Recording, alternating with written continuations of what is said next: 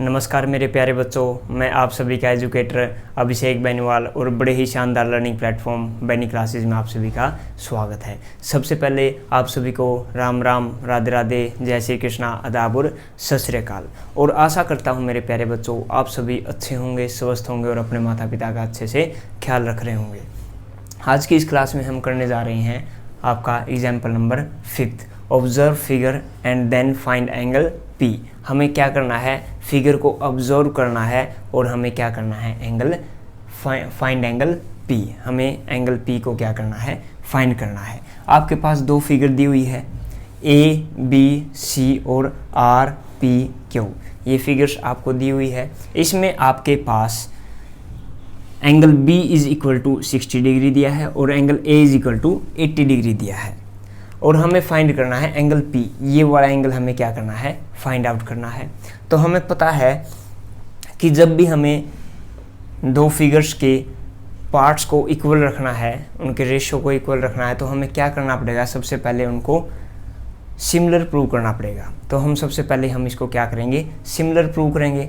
Similar prove करने के बाद आपका जो भी एंगल इसके इक्वल आएगा, एंगल P की तरफ जो भी आएगा, C आएगा, B आएगा या A आएगा, तो हम वो डायरेक्ट लिख देंगे corresponding angle of similar triangles. तो उसके लिए हमें क्या करना पड़ेगा, सबसे पहले इनको सिमिलर प्रूव करना पड़ेगा। जो भी गिवन है आपके पास वो हम लिख लेते हैं। गिवन में आपके पास कुछ भी नहीं है, सिर्फ एंगल B दिया है आपके पास। Angle B is equal to 60 degree और angle A is equal to 80 degree. और आपको दिया है AB is equal to 3.8, AB is equal to 3.8, BC is equal to 6 and CA या फिर AC इज इक्वल टू 3√3। ये दिए हैं आपको। और इसी तरह दूसरी ट्रायंगल में आपके पास दिया है PR इज इक्वल टू 6√3 दिया है। और PQ है आपके पास, PQ is equal to 12। And जो सबसे लास्ट में लिखते हैं वहाँ क्या लगाते हैं, and QR is equal to 7.6 दिया है आपके पास। ये चीज़ आपको क्या है, गिवन है। उसके बाद टू प्रूव में हमें क्या करना है, एंगल P को फाइंड आउट करना है कि बताओ एंगल P क्या है। आ जाते हैं हमारे प्रूफ में। प्रूफ में सबसे पहले हम इस ट्रायंगल को और इस ट्रायंगल को ले लेते हैं। जब भी हमें सिमिलर प्रूव करने होते हैं और स्टार्टिंग में हम ट्रायंगल उठाते हैं तो हम अपनी मर्जी से उठा लेते हैं। ABC भी लिख सकते हैं, CAB भी लिख सकते हैं, CBA भी लिख सकते हैं। तो in triangle ABC and triangle PQR अपनी मर्जी से लिख लिए ट्रायंगल। उसके बाद हम देखते हैं कि कौन किसके इक्वल है या फिर किसका रेशो किसके इक्वल है, कौन किसके समानुपाती है, कौन किसके प्रोपोर्शन है। तो हम देखते हैं कि आपकी ये क्या है, 3.8 है और ये क्या है, 7.8। तो 3.8 का डबल क्या होता है, 7.8। तो ये साइड आपकी इसके प्रोपोर्शन है। ये 6, ये 12, तो ये दोनों क्या है, प्रोपोर्शन है। ये 3√3, ये 6√3, ये दोनों क्या है, प्रोपोर्शन है। तो हम देखते हैं AB upon RQ is equal to 3.8 divide by 7.6। तो पॉइंट से पॉइंट कट गया, 38 टू 76। तो ये आ गया आपके पास 1/2। कटने के बाद क्या आ गया, ये 1/2। इसी तरह आपके पास ये वाली साइड 6√3 और 3√3। It means AC upon RP is equal to 3√3 divide by 6√3। ये दोनों कट जाएंगे किस पे, 2 पे। तो ये आ गया आपके पास 1/2। इसी तरह आपके पास BC upon PQ is equal to 6 divide by 12, 6 to 12। तो ये भी क्या आ गया आपके पास, 1/2। इसका मतलब क्या है कि A B upon R Q is equal to A C upon R P is equal to B C upon P Q. ये तीनों क्या गया, इनका प्रोपोर्शन इक्वल आ गया। तो इट मीन्स आपके पास ए बी सी सिमिलर है किसके, ये हमें अब देखना पड़ेगा कि पी क्यू आर लिखे हैं क्या लिखें, क्योंकि यहाँ ये बता रहा है कि ए बी आपकी प्रोपोर्शनल है किसके, आर क्यू के, ए सी किसके, आर पी के, बी सी किसके हैं, पी क्यू के। तो हम ए बी लिख लेते हैं, इस तरफ हमने लिख लिया ए बी, तो इस तरफ क्या आ जाएगा आपके पास, बीच में प्रोपोर्शन का साइन, इस तरफ ए बी लिखा है तो इस तरफ आपके पास आ जाएगा आर क्यू, क्योंकि आर क्यू है ना, ये आ जाएगा आपके पास आर क्यू। उसके बाद ए सी क्या है, बाद में है ए सी, तो सी यहाँ लिख लेते हैं, या फिर इसको छोड़ दीजिए एक बार, आपके पास बी सी आ जाइए। बी सी किसके इक्वल है, पी क्यू के, बी सी किसके इक्वल है, पी क्यू के, तो बी सी, ये सी आ गया, पी क्यू, तो इसका मतलब क्या आ जाएगा, पी क्यू, ये हो जाएगा।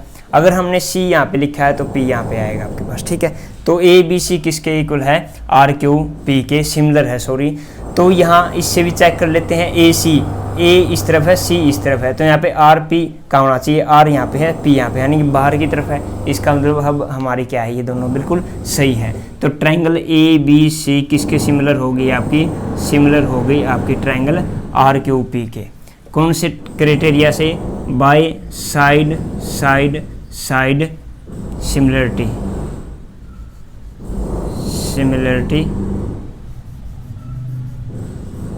क्राइटेरियन, ये हो गया आपस में क्या हो गया बेटा, सिमिलर प्रूव हो गए।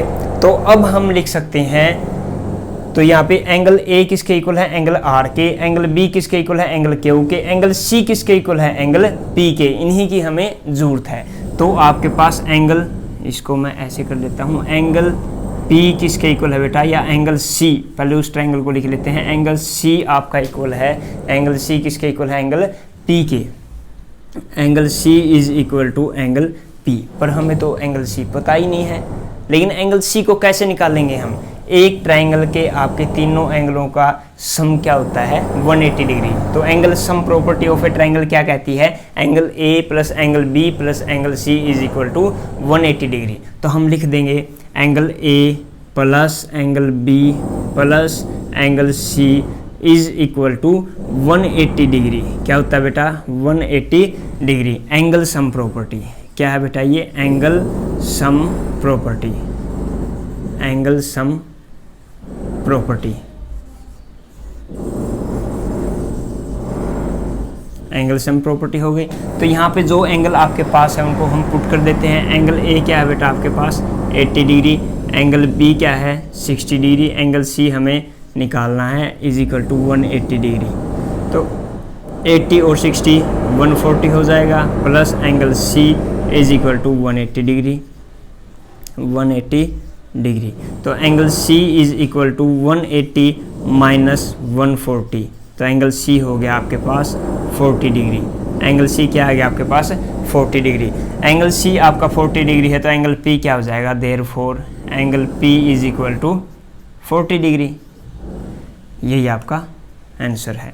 तो ये हो जाएगा आपके पास हेंस प्रूव्ड। ये था आपका एग्जाम्पल नंबर 5। काफ़ी इजी भी था और इजी के साथ साथ ये थोड़ा इम्पोर्टेंट टाइप का भी है। अगर ये यहाँ पे 2 मार्क्स का आता है तो एग्जामिनर इसको बड़े ही खुश होके, बड़े ही हैप्पी होके इसको क्या है, इस क्वेश्चन को दे देता है आपके 2 मार्क्स में।